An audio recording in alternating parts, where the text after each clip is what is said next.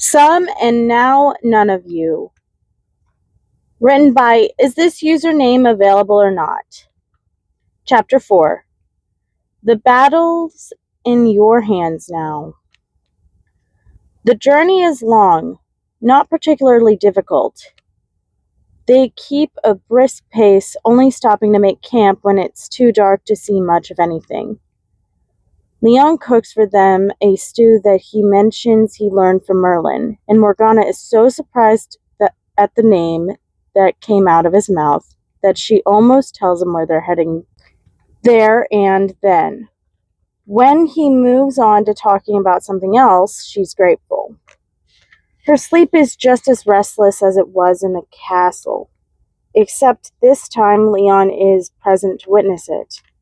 Each time she wakes, breathless and clammy, he's there to pull her close and murmur words of comfort till she drifts back to sleep. He no longer asks her about the nature of her nightmares, and she, of course, can't tell him. When they're only half a day's ride away from Ealdor, where Morgana plans on asking Huneth about Merlin's whereabouts, she decides it's time to tell them. They're much too far to reasonably turn back. Now, not that he would force her to, but this way he can claim ignorance in front of the king without lying too much. He goes from surprised to begrudgingly happy.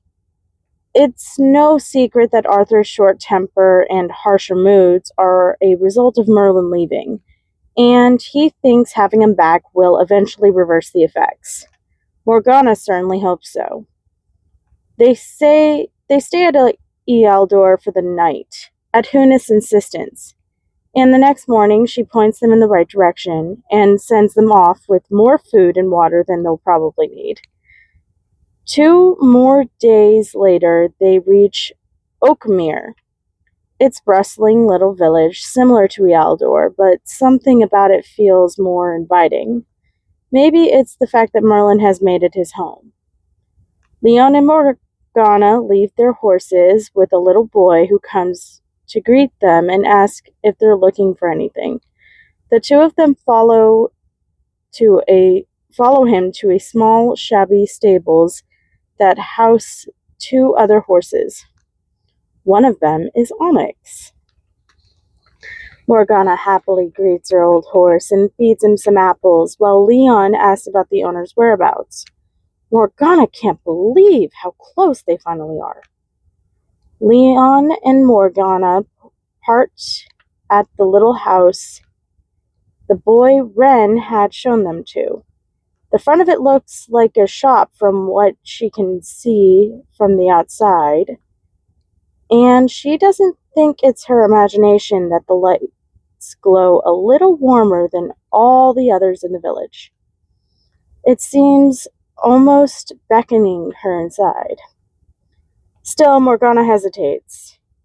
He must have built a whole new life here by now. Who is she to barge in here and demand he come back for her selfish reasons? And what if he didn't even want to see her? Was it possible their friendship meant more to her than him? She'd always been so sure of where Merlin's head was at, but 2 years were no laughing matter. He could have changed. A little bell sounded above her head as she entered, her eyes drawn to Merlin's figure where he was stirring a pot over a wooden countertop. He looked up as soon as the bell chimed. Shock was plastered across his face when he whispered, "Morgana?" She doesn't have time to come up with a reply before he's crossed the short distance and hugged her. She melts into the embrace. When they pull away, Merlin's shirt has a few wet spots, and Morgana wonders when she started crying. She hastily wipes at her face. "You don't know how much I missed you." How much they all missed him. He laughs. "Enough to melt that stone-cold heart of yours, huh?" "Maybe," she concedes. He went to the door and flipped the open sign and locked it. "So what brings you here, my lady?" She followed him to the countertop, perched herself on the tall stool near it. She was beyond exhausted from the journey, and for all the thinking she'd done on the way, she still wasn't sure how exactly to broach the topic with him. That's not important, she waved her hand. First, guess who I'm here with? All right, she was a chicken. He looked at her with suspicion. Gwen, where is she? He looked around as if expecting her to pop out of thin air. It was nice to see that he's still a dork. A little more muscle than that, she hinted. He caught on immediately. Leon? You conniving witch. You finally did it. He laughed. Morgana grinned. Did you ever doubt me? Merlin shook his head vehemently. No, of course not. Then he added playfully, just wondered whether my wedding invite got lost in the courier dispatch or if you're more like your brother than I thought. She internally winced at the jab at Arthur. This was going to be the hardest thing she'd ever done. We're not married, she shoved him. We've only been courting for a few months. Merlin raised his eyebrows in mock surprise. Well, that's just improper. Who let you two be alone for so long? Morgana felt her face heat up at the implication and swatted his arm again instead. She said, You're horrible. I'm leaving. She made to get up, but allowed herself to be dragged back when Merlin caught her sleeve with a laugh. No, first you must tell me how you convinced Uther. Morgana let out a laugh. Really, it was closer to a cackle. And said, Well, Leon asked Uther for permission. Brave, foolish man, Merlin interrupted. Only brave, Morgana defended. Merlin raised his hand and surrendered, and she continued. Of course, he threw a tantrum and said he had plans for me to marry for an alliance. The very word left a terrible taste in her mouth. Merlin groaned. I already know where this is going. No, you don't. He probably did. So then I told him it'd be a cold day in hell when that happens, and he really didn't like that. I figured it was about 2 arguments away from being tossed into the dungeons again, so you ran away. I ran away. She nodded. Merlin cracked up, his whole body shaking with laughter. I made it halfway to Ealdor, too, before the guards caught me. She huffed. He raised an eyebrow. I told you I wouldn't go there.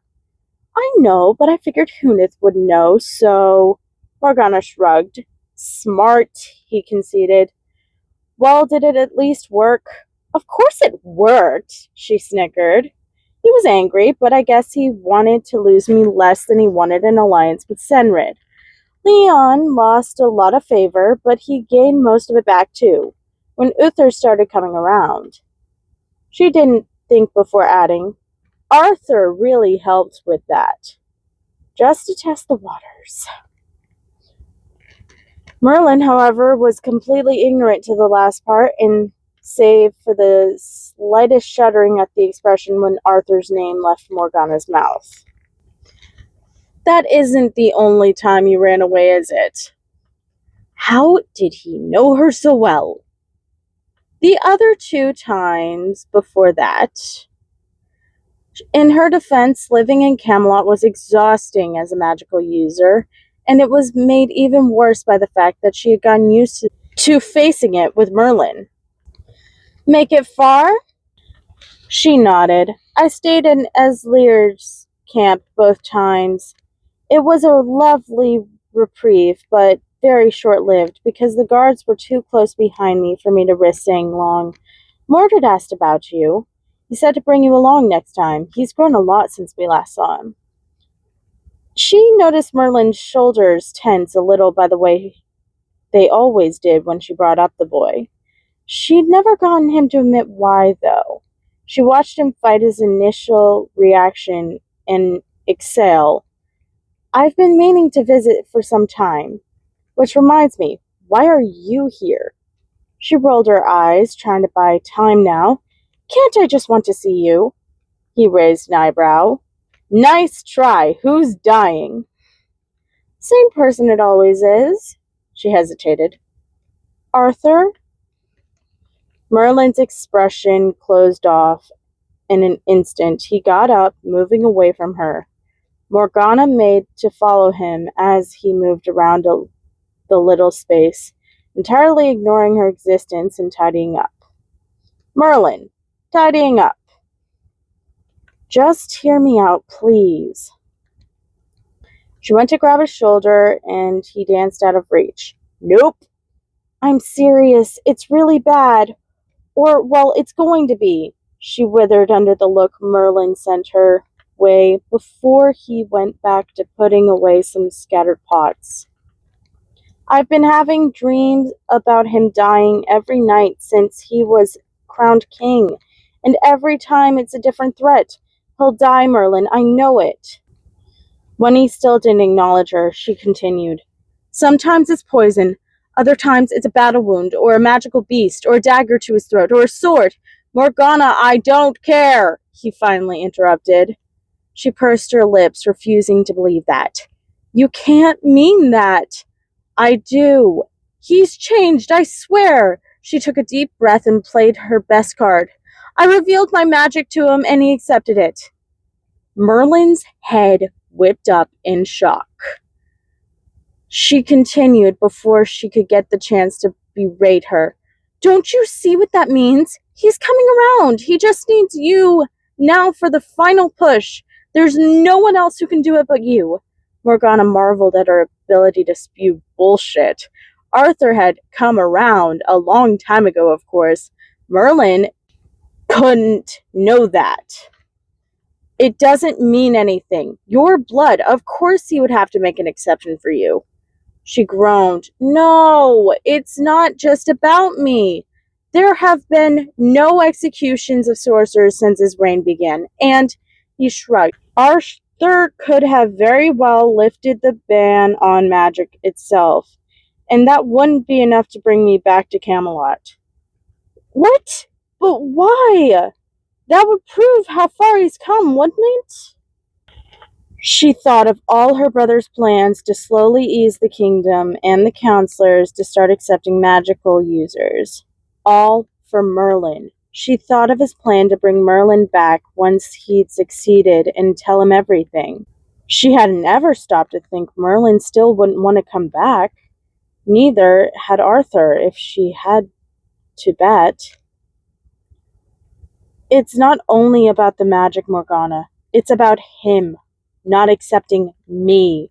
And it's about everything he said that night. Neither man had told her exactly what was said in their last conversation, but she still heard enough about it to know it was bad. She cursed her idiotic brother. Morgana sighed. I know he hurt you, and you can be angry at him all you want. Just don't let him die for it. He's going to change things. You need to give him a chance to. He can do that all on his own. I don't need to be there when he has a whole army to defend him. He can't. Arthur was never supposed to rise to the throne without you by his side. That's your destiny. You told me so yourself, she insisted. Merlin sighed, dropped the pouch of herbs he was packing away. Morgana added one final blow as she felt him starting to seriously consider her words. And he's the king. Think of how many of our loved ones would die defending him as he faced the threat after threat. He narrowed his eyes at her. That's low, even for you. She shook her head. I am just being honest and voicing my own fears. And she was. She had no doubt she'd lose more than just Arthur if it came down to it. Leon might even be one of the first, with how valiantly he defended the crown. He sighed. I can't come back, Morgana. He ran me out of my own home. To show up there now would be to give up my self-respect. He wants you to come back. She lied through her teeth. Honestly, at this point, she had no idea which direction she was trying to take this in. Oh, does he? Why isn't he here now then? He's busy running the kingdom. Well, I wish him luck with that. Do pass on my insincerest apologies that I am unable to come back to Camelot at the moment. Know all about why. Morgana groaned. Nothing was working. Merlin sighed. Are we done talking about this now? No. He ignored her and changed the topic, like the little rat he was. Where's Leon? There's a spare room you two can stay in. She nodded, giving up for now. I asked him to give us some time. He didn't mind that? Merlin questioned as he opened a wardrobe to take out some linens. Not at all. Morgana loved that about him. Leon never wavered in trusting her wholeheartedly, and it felt nice not to have to worry about offending him when she talked with Merlin, who she thought of as a brother just as much as she did Arthur. Good chap, he smiled with approval. He's the best, she agreed, and followed him to what she assumed was the spare room. Merlin went around lighting a few candles. How's Gaius? She caught the thread. This would be it. Hearing about Gaius would be the final push he needs. Morgana hesitated and laced her words with concern and hesitancy that people usually displayed when offering up their condolences to someone. He has retired. Merlin's eyes widened, and she felt a little evil even though it's not like she was lying, just playing it up a little. She continued before she lost her grip on the conversation. In the weeks before Uther's passing, there was a lot of distance, and it took a toll on him. He hated to do it to Arthur, but he retired very soon after the coronation. But why? Merlin looked befuddled.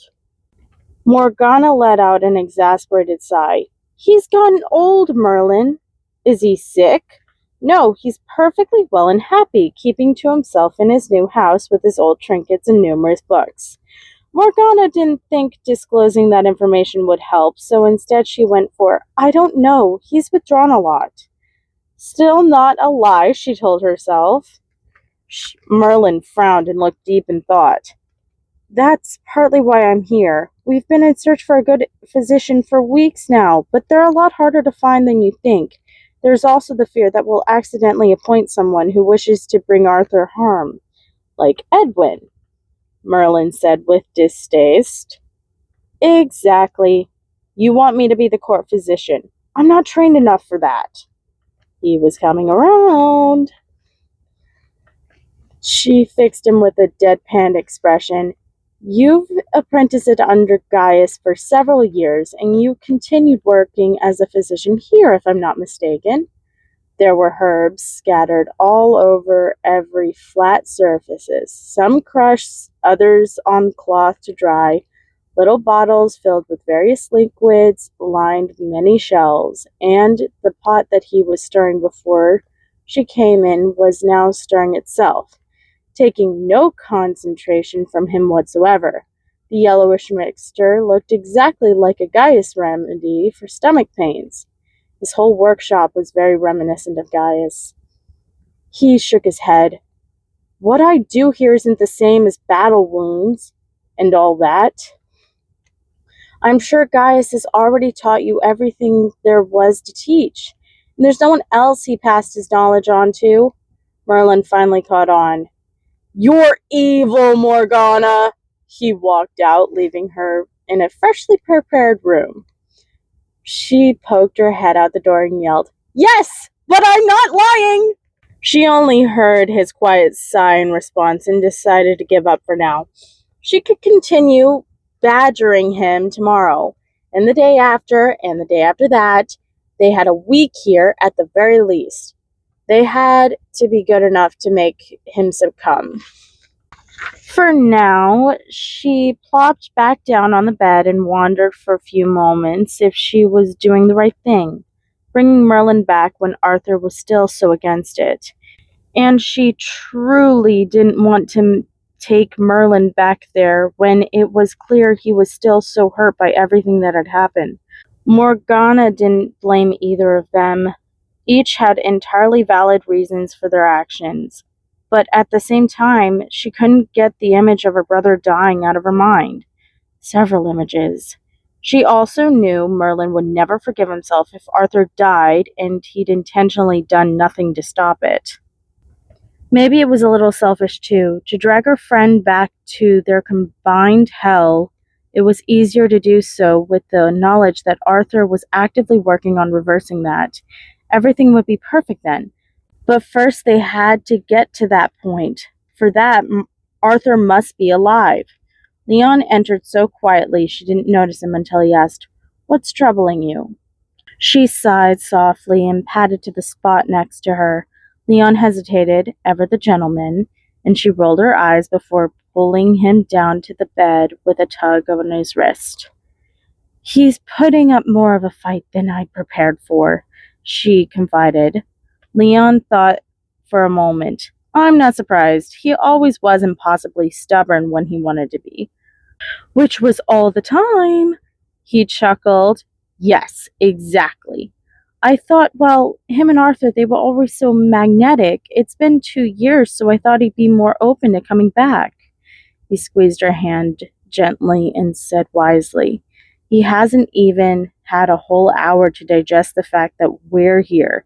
Give him some time, and I'm sure he'll come around."